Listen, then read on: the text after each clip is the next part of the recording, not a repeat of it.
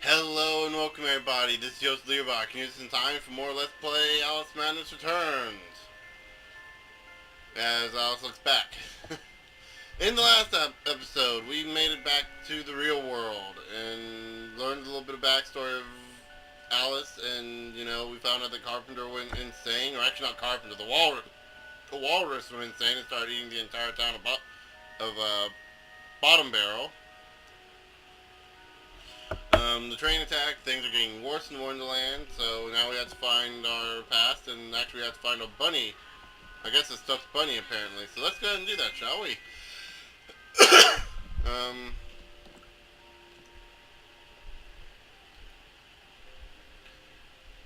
Jen Radcliffe.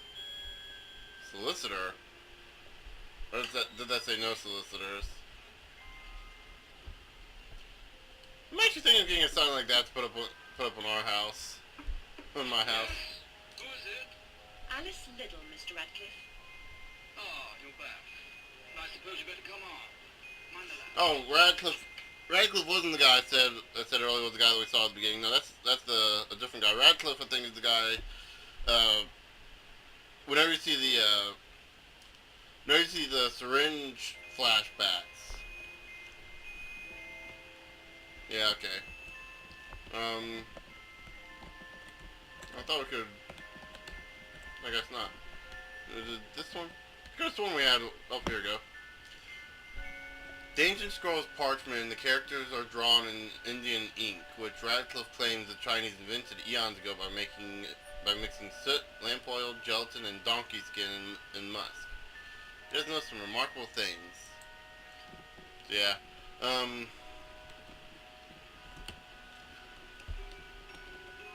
Ooh, here we go. Radcliffe, who can make even fascinating subjects boring, says the curved blade is a 16th century Mitu katana, and the shorter is called a wakizashi, both used by Japanese samurai. Yeah, there's three swords I believe the samurai uses: the katana, the wakizashi, and then the tanto. The tanto is essentially like a knife. It's the smallest of the three blades, and the wakizashi is like a short sword. You use that for like just one-handed sword, and the katana you use as a two-handed sword. I happen to really like katanas, and I happen to really like Japanese swords. Each of those three. There's also another one called I think it's called Nagasaki. It's a field blade, like this huge blade, this huge, really long sword. um, Zuande Port or the Zuande. Uh, Jande or Wande porcelain. Someone please correct me if I'm pronouncing it right. I always have trouble trying to pronounce Oriental terminology, Asian. You know what I'm talking. I'm trying to anything in the Asian or. How can I make this? How can I make this any more awkward? Wande Swan Bob's Porcelain. There we go. Robert's Porcelain. Mr. Radcliffe says that the Ming Dynasty's finest. Beautiful shapes, best colors, and most pretty decorations. Yeah, so I really like this part here, like being able to see what these are, and it's okay. It's just showing us the same thing before. Just has a bigger area of context than we thought.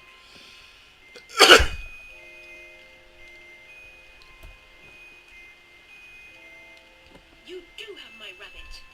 Forgotten your manners? And what else, I wonder? You abandoned it at Rutledge Asylum, my dear.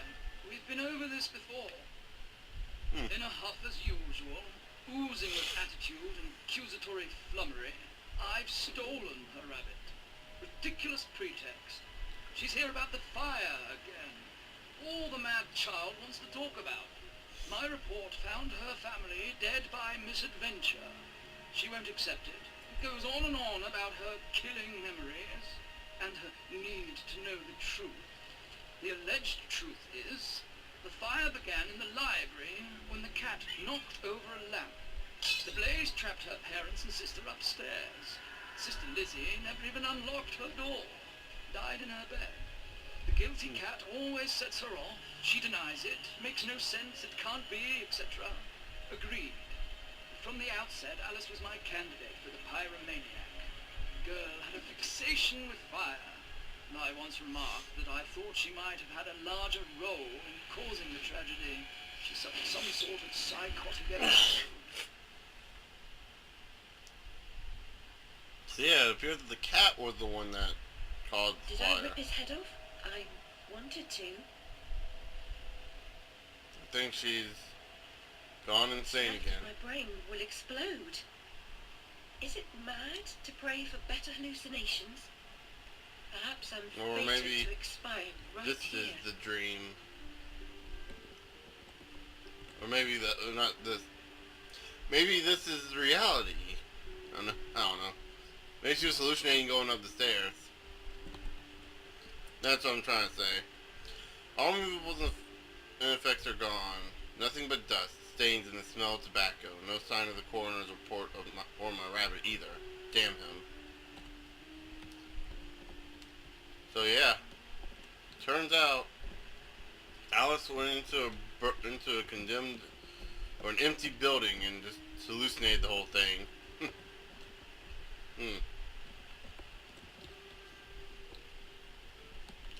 It looks like we have a bit more to explore now.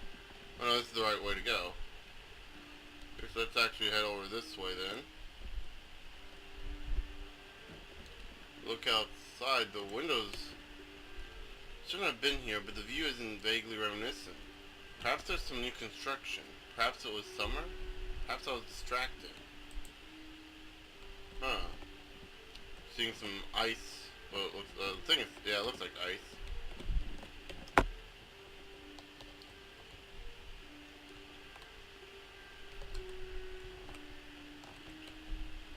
Interesting. Guess let's head out into the snowy outset as the door closes behind us.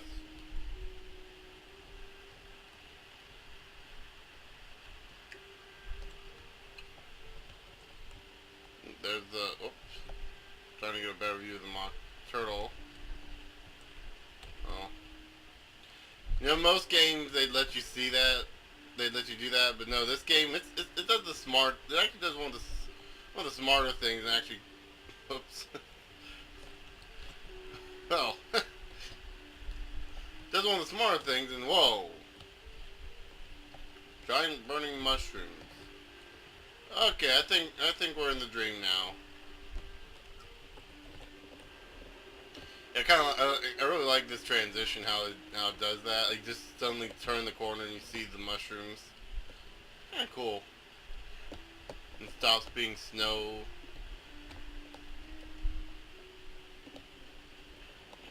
And oh wow. I mean, this has nothing on Batman Arkham Asylum, but you know.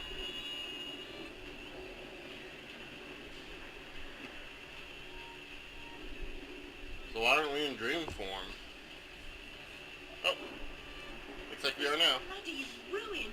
It's corrupting all of Wonderland. Seeking refuge from the wicked world, perhaps they look like they've gone to hell. You're not that good a liar, and I'm not that stupid. But something a bit less calamitous would have been welcome. This unmitigated disaster is your doing, and it will get worse. Your train keeps ahead of schedule. Get moving. Time waits for no one. The change has begun. The train is perfectly capable of terrifying me, Cat. You should find another job. Is there really so little hope? There's even less, and if fear paralyzes you, we are lost.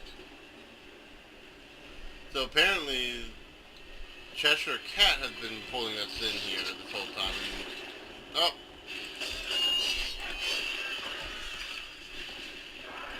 Run away. Out. I'm gonna have to switch my controller here soon.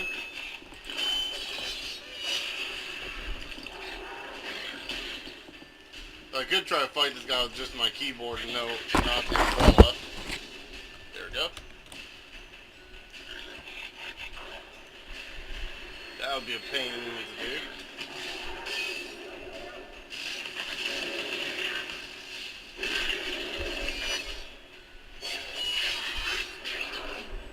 Wow, that's awesome. I just saved right through him.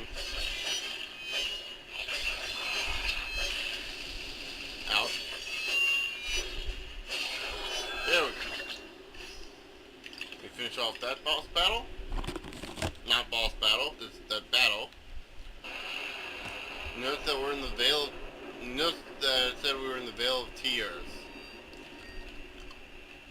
Looks quite a bit different than what it did when we first entered, doesn't it? It's pretty much in ruins. And we need the hand. Alright, here we have a hookah. Journey of 1,000 miles begins with a single step. Single step of Actually, I've smoked out of a hookah before. Before anyone actually says anything, no, hookah you don't smoke it. You only smoke tobacco out of a hookah. It's a Indian thing. It's a thing from India. You can actually go to like hookah bars and smoke from it, and smoke from hookahs and stuff like that. But one of my friends had a hookah, and so he tried it once. I was like, you know, I'll give it a shot, just see what it's like. Yeah, it was okay. it's not like anything special. I mean, it's just something I can only imagine doing with my friends every now and then, when they happen to be in the mood.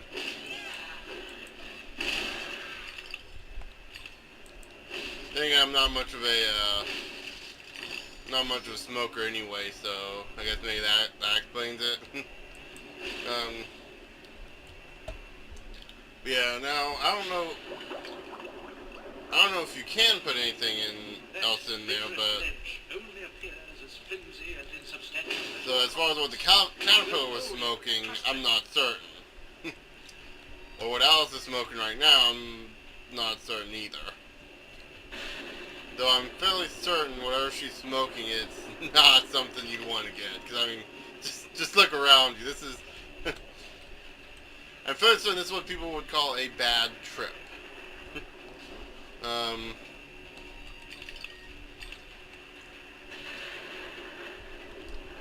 But yeah, so, anyway, I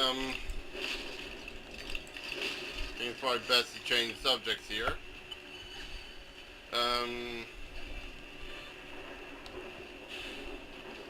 I think that's lava that this red stuff here will... No? Oh, it does. Okay, it does damage us. So it takes a second to register. There we go. Pop. Yeah. They'll be able to pop those guys in one shot.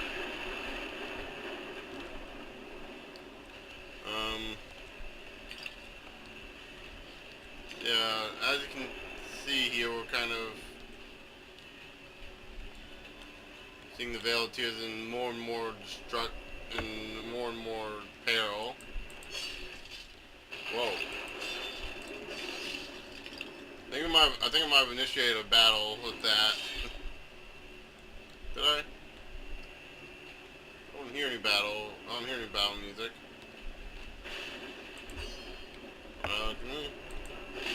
Nope, that's just for show. Okay, so right up here we get our final item. We get our final weapon to use against our enemies here, and it looks familiar because we fought a bunch of teapots already. You got the teapot cannon. During an instant tea party, it will be a blast. Never seen before, brand new. Shoots devastating tea grenades. But yeah, that's like I think they call it an infuser. It's where you put the tea leaves in. Teapot cannon is highly effective against groups of enemies. The longer charge shot, the larger the blast radius will be. Teapot can be used to demolish weak surfaces at range. Use the scroll mouse up and down to switch between the two weapons. So yeah, right there you can see how it switches up in the corner. So I'm going to target this guy. There we go. You can tell it has a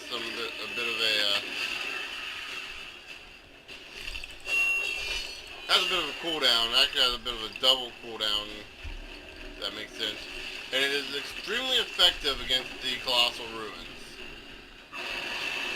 Go on, target the... There we go. You can see him pop his heads up. There we go. And it didn't hit him. There we go.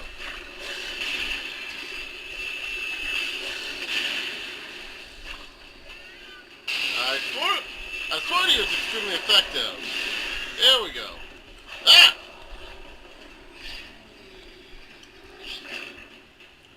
No, screw you too.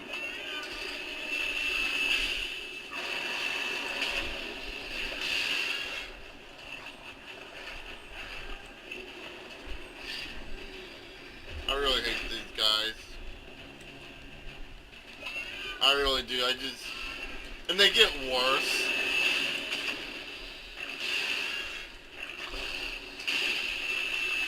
Yeah, it seems like it's more effective than anything else right now.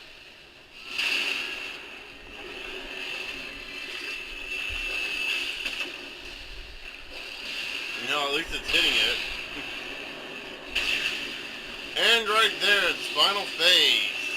Its second phase, it goes into this really weird, pulls out a big old head and starts jutting engine out at you. Keep your distance from this thing as best you can. I mean, I don't think I mentioned it before, but you want to keep your distance. There. No one knows just tap the button there to deal damage to it at that point.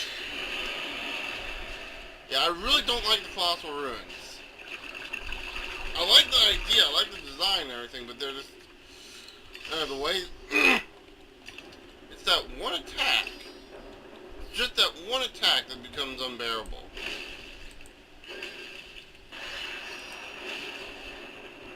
Oh. Die.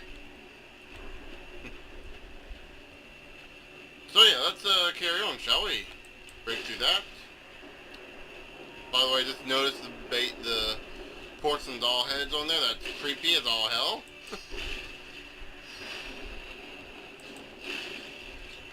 And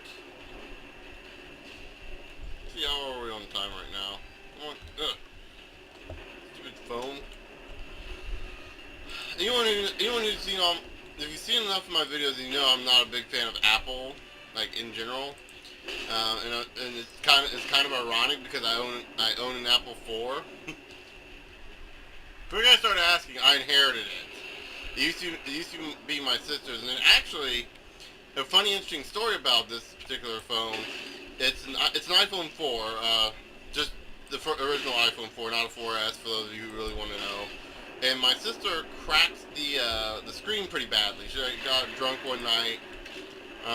She was out drinking one night. She got like I guess a little too drunk or something, or I'm not sure. And she called her fiance at the time, now her husband now, and no, she dropped the phone and then she called her husband and said, "It's like I got glass in my face," because like it shattered, it like cracked all over. It's kind of an interesting story. But yeah, I inherited the phone afterwards. Shortly afterwards, she got the new iPhone 5, and I inherited the iPhone 4 because the phone I had before was an iPhone 3. Look what's become of Yeah. this beautiful valley. And I had to fix the glass screen. Now, apparently, an issue with the iPhone 4s is that the top button, the little lock button, is easy to jam. Well, my sister never fixed that. It also doesn't help that the home button is just as broken. So I had to replace the home button. And now it's at the point where the home button is jammed again. This was 6 months ago. So it only lasts 6 months before it breaks. My Wi-Fi is also broken, though that's my fault.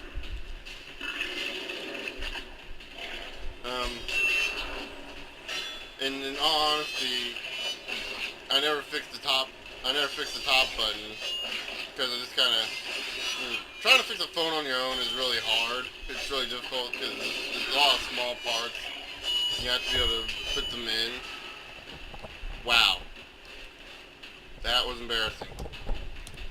But yeah, so now I have to press it a couple times to get the home button to work. So yeah. Don't fall on me, controller. Let's just go ahead and up. There we go. I'm really not used to. It's funny because I've been playing a lot of games where if you have a heavy item you can't double jump, so you have to put that item away. I'm not used to playing a game where I can double jump with a heavy item like the hobby horse. Like usually an item like this would be too heavy so you can't jump. You guys saw my playthrough of War for Cybertron, right? when you have one of the better weapons, you can't jump. Don't let you double jump with the heavy weapons.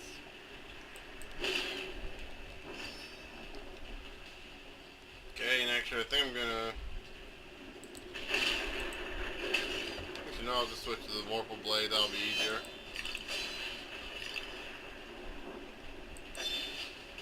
And there we go.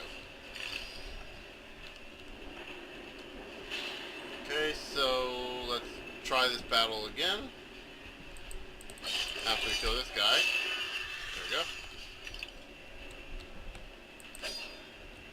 go. Pop that. Interact. And let's get ready to fight the, I'm devastated. Look what's become of my beautiful Vale. non-insidious ruin. In the fullness of time, often not for better. Malicious ruin, that's it.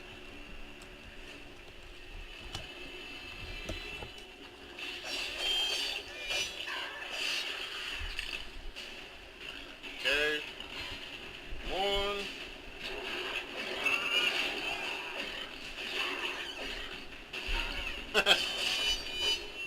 Yeah, destroy your brother. Ah, come on, it wouldn't let me dodge. So we're trying to find combat in these kinds of games. Whoops. That was my fault. I hit the wrong button. Sometimes, it's like, really the timing for some of this stuff gets really wonky at times. Like, it sometimes works and sometimes doesn't. And it sometimes registers that I didn't hit, I guess, or something, I don't know. The controls are very fluid in this game. I don't feel like anything's at the fault of the controls most of the time. It's more or less the fact that I don't get that, like, the timing's off or something.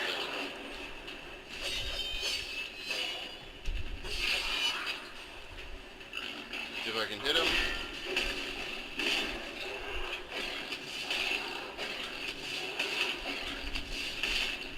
Let's see if we can pop a... There we go. Good little distraction tool. I don't use that enough, do I? Yeah. Hello, my name is Lerock and I can't speak. I'm sorry. I'm awkward! Yeah.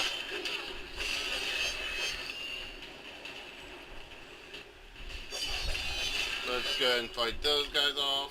We're almost done here, so let's go and finish. Whoops, I thought I had the... Actually, how do you change on the... Okay, on the controller, use the D-pad. Up and down switches, and it doesn't matter which one you hit, it just switches to the other one. Okay. So really, all I have to do is just change the, find out how to fix the, joystick and the, second analog stick. And I could actually be playing this game on the controller. I guess the big thing is I just need to buy an Xbox controller, right? Actually, there's one thing I am excited about for the Xbox One. Like, none of the games excite me. The console, it can go it can go screw itself. I don't care about the console. The controller for the Xbox One, I'm really excited for. I know that's one of the weirdest things to say, but like they're finally going into the. They're finally going into using a proper D-pad instead of some circular D-pad that I don't get why anyone thinks that's a good idea. I mean, I guess maybe as a fighting game it makes sense, but then you have the controller. Excuse me, I keep calling it a joystick. You got the analog stick for that. And then besides, anyone who's actually gonna play. Excuse me. I didn't bring any water with me today, so my voice is gonna be cracking every now and then because I'm just running out of. My throat is dry. But anyway, anyone who's actually going to take their fighting games that seriously, they're going to be getting a fight stick instead. And don't tell me that they don't have fight sticks. They have plenty of fight sticks. I've seen them. I've seen some really good ones. A friend of my friend actually showed me one of his. And it's actually pretty cool. Right there. So we want to. There you go. Okay, so for the way I have this set up, I have to push up. I have to scroll mouse wheel up to switch. Yeah, I have to mouse wheel up to switch to the pepper gun, and mouse wheel down to switch to the teapot.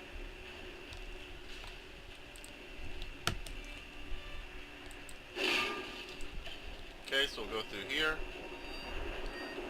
Not sure what's up here. That's kind of one of the things I like about this game. It's got some good point. It's got some good moments. It's got some good moments with exploration. Even if it doesn't do it the best, it does at least encourage you to explore somewhat. Whoa, that just popped out of nowhere.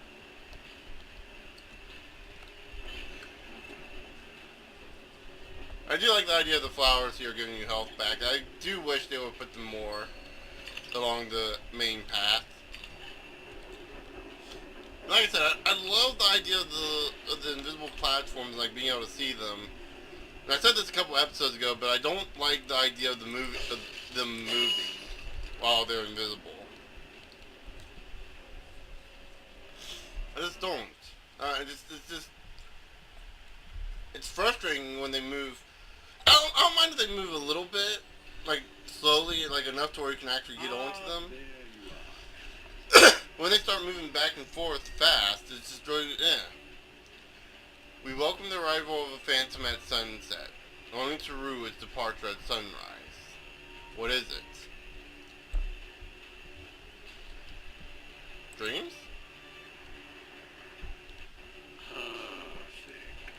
Oh wow. I was guessing on that one. I'm kind of hoping we'll get one wrong so you can see what it looks like, but